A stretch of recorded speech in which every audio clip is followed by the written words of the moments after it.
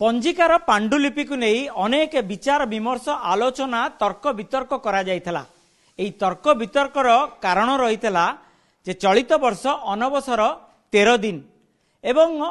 अनवसर परवर्ती समय रे जेउ दिन नवजौवन दर्शन सेई दिन ही रथयात्रा किभली भाबे यह संपन्न करा जिवो से समय रे आलोचना विचार विमर्श परे निष्पत्ति होइतला जे 13 दिन अनवसर एवं तापरे आपणकर नवजौवन दर्शन एवं रथयात्रा एवं पंजिकार मध्य ताहा उल्लेख करा जायछि एवं पंजिकार विस्तृत भावे रथयात्रा एवं अनवसर को नहीं कौन सब उल्लेख करा जायछि एवं बाहुड़ा यात्रा किभली भावे संपन्न करा जिवो एवं बाहुड़ा यात्रा परे सुवर्ण वेश सुनावेश राजराजेश्वर वेश किभली भावे संपन्न करा जिवो एवं केउ दिन ए नीतिकांति अनुष्ठित हबो से संपर्क में जानिबा आम सहित अछंती ज्योतिर्विद डॉक्टर नरेश चंद्र दास श्रीजुक्त दास प्रतिटी ओडिया प्रतिटी जगन्नाथ प्रेमी भक्तंकर भारत वर्षर कोण अनुकोण थिबा जगन्नाथ प्रेमी भक्तंकर प्रति समय रे नजर रही है रथयात्रा केउ दिन संपन्न करा जिवो रथयात्रा केउ तारीख रे संपन्न करा जिवो एवं अनवसर केते दिन करा जिवो ए संपर्क रे कोन सब सूचना रही नूतन पंजिका रे। ज्येष्ठ पूर्णिमा होची श्री जगन्नाथ महाप्रभुंकर जन्म उत्सव एवं यही ज्येष्ठ पूर्णिमा दिन स्नान उत्सव स्नान मंडप अनुष्ठित हेबो तापरे आरंभ हेबो अनवसर एवं अमावास्या पर्यंत यही जो पक्षटी आरंभ हैला ये होची 13 दिनिया पक्ष 5 तारिख दिन अर्थात जुलाई 5 तारिख दिन 13 दिनिया पक्ष समाप्त हेबो से दिन होची आषाढ़ अमावास्या एवं आषाढ़ अमावास्या परे 6 तारिख दिन होची प्रतिपदा एवं 7 तारिख दिन होची हमर द्वितीया तेणु ये ठीक अच्छी किंतु या भीतर जो 15 दिन कार्य ताकू 13 दिन रे संपन्न करने को पड़ो तेणु ये 2 दिन जेहेतु नखट पड़ा तेणु यही जो अनवसर समय जो गुप्त नीति आमर दैतापति सेवक माने सब संपन्न करेंगे से माने ताकू सठिक भाव में करेंगे जेहेतु गुप्त नीति से माने कौ दिन कौन करेंगे सेटा से माने निश्चित भाव में सेटा को संपन्न करेंगे किंतु रथयात्रा पड़ुची जुलाई 7 तारिख दिन से दिन आषाढ़ मास शुक्ल पक्ष द्वितीया तिथि तेणु आषाढ़ मास शुक्ल पक्ष द्वितीया रे ही रथयात्रा पड़े तेणु से दिन ये सबू गड़ी गड़ी कि आसी नेत्रोत्सव हम नवजौवन दर्शन हम एवं रथयात्रा मध्य हम माने गोटे दिन रे तीन तीनोटी नीतिकांति किभली भाव संपन्न करा जिवो ई तो गोटे बड़ प्रश्न जदि राति 12 ये कार्य आरंभ हम दैतापति सेवक माने ये कार्य आरंभ करेंगे से दिन नवजौवन दर्शन एवं नेत्रोत्सव नीति संपन्न हम तापर पुणी मंगल आरती हम मंगल आरती होकरी कारण मंगल आरती हेले जाइकरी आरंभ हम आमर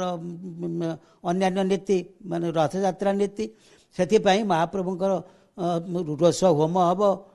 तापर सकाळ धूप हम सकाळ धूप सरिला परे ठाकुर मानकर पंडी आरंभ हम तेणु ये सबू सेवक मान निर्भर करुच्ची दैता एवं पति सेवक माने ये माने सुंदर भाव में से दिन जदि निर्धारित समय अनुसार कार्य करेंगे निश्चित भाव में यथारीति रथयात्रा अनुष्ठित हम एवं बहु श्रद्धालु ए वर्ष आसवे तार कारण होची जेहेतु वर्तमान आमर परिक्रमा प्रकल्प कार्य संपन्न होईची बहु व्यक्ति दर्शन करी जाइछंती आउ मध्य केते लोक चाहिकरी बसचंती रथयात्रा को जीवा महाप्रभुଙ୍କର ए कथा को दर्शन करिबा बाहुड़ा यात्रा एवं सुनावेश सुवर्ण वेश बाहुड़ा यात्रा से मध्य 15 तारिख दिन अनुष्ठित हेबो किंतु 16 तारिख दिन जेहेतु एकादशी पड़ुनी एवं कर्कट संक्रांति पड़ुची तेणु 16 तारिख दिन संक्रांति नीति कर्कट संक्रांति नीति अर्थात दक्षिणायन संक्रांति नीति रथ उपर अनुष्ठित हेबो ता पर दिन जेहेतु महाप्रभुंकर एकादशी पड़ुची बड़ एकादशी हरिशयन एकादशी तेणु एकादशी दिन ही सुवर्ण वेश अनुष्ठित हेबो कारण सुनावेश परदिन अधरपणा हुए अधरपणा परदिन नीलाद्रि विजय हुए तेणु सुनावेश अधरपणा नीलाद्रि विजय ଏହା କ୍ରମାନ୍ୱୟରେ ଘଟିବ। ଏବଂ ବାହୁଡା ଯାତ୍ରା ପରଦିନ ଗୋଟେ ଦିନ ସମସ୍ତ ଭକ୍ତ ମାନଙ୍କୁ ସୁଯୋଗ ମିଳିବ ରଥାରୂଢ ଠାକୁରଙ୍କର ଦର୍ଶନ କରିବା ପାଇଁ। ଏବଂ ଗୋଟେ ଦିନ ଯୋଉ ଗୋଟେ ଦିନର ଅବଧି ନବଯୌବନ ଦର୍ଶନରେ ଦେଖିପାରି ନଥିଲେ ବୋଧହୁଏ ରଥାରୂଢ ଠାକୁରଙ୍କୁ ଦେଖିବାର ସୁଯୋଗ ରହିଛି। ଚଳିତ ବର୍ଷ ଯେହେତୁ ବହୁ ସଂଖ୍ୟାରେ ଭକ୍ତ ଆସିବେ ସେଥିପାଇଁ ହୁଏତ ମହାପ୍ରଭୁଙ୍କର ଏହା ବିଧିର ବିଧାନ, ଯାହାଫଳରେ ରଥ ଆସି ଲାଗିଲା ପରେ ଯେଉଁ ବ୍ୟାରିକେଡଟା ତିଆରି ହୁଏ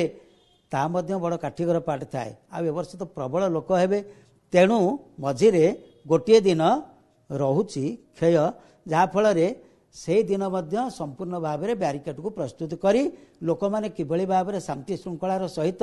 ସୁନାବେଶ ଦର୍ଶନ କରିବେ ସେଥିପ୍ରତି ସରକାରଙ୍କୁ ସମୟ ମିଳିଗଲା। ଦେଖିବାର କଥା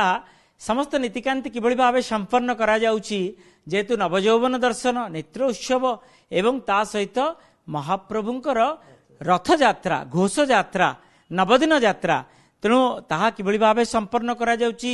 ନୀତି ମୁତାବକ, ସମୟ ମୁତାବକ ଏହା ଉପରେ ତ ନଜର ରହିବ। ଏବଂ ବଡ଼ କଥା ହେଉଛି ଭକ୍ତଙ୍କୁ ସୁଯୋଗ ଦେଉଛନ୍ତି ଗୋଟେ ଦିନ ମହାପ୍ରଭୁ ଚତୁର୍ଦ୍ଧା ବିଗ୍ରହ ରଥାରୂଢ ଠାକୁରଙ୍କୁ ବାହୁଡା ଯାତ୍ରା ପରଦିନ ଆଉ ଏକ ସୁଯୋଗ ରହୁଛି ଏବଂ ତା ପରଦିନ ହିଁ ସୁବର୍ଣ୍ଣ ବେଶ ଏବଂ ପ୍ରଶାସନ ପାଇଁ ମଧ୍ୟ ଗୋଟେ ସୁଯୋଗ ରହୁଛି ଯେ ସମୟ ପାଇବେ ସୁବର୍ଣ୍ଣ ବେଶକୁ ଆହୁରି ଶୃଙ୍ଖଳିତ କରିବା ପାଇଁ। ଲକ୍ଷାଧିକ ଭକ୍ତ କିଭଳି ଭାବେ ସୁବର୍ଣ୍ଣ ବେଶରେ ଆସି ଦର୍ଶନ କରିପାରିବେ ଏବଂ ତାପରେ ମହାପ୍ରଭୁଙ୍କର ଅଧରପଣା ଏବଂ ନୀଳାଦ୍ରି ବିଜେରେ ବାହୁଡ଼ି ଯିବେ ଶ୍ରୀବତ୍ସ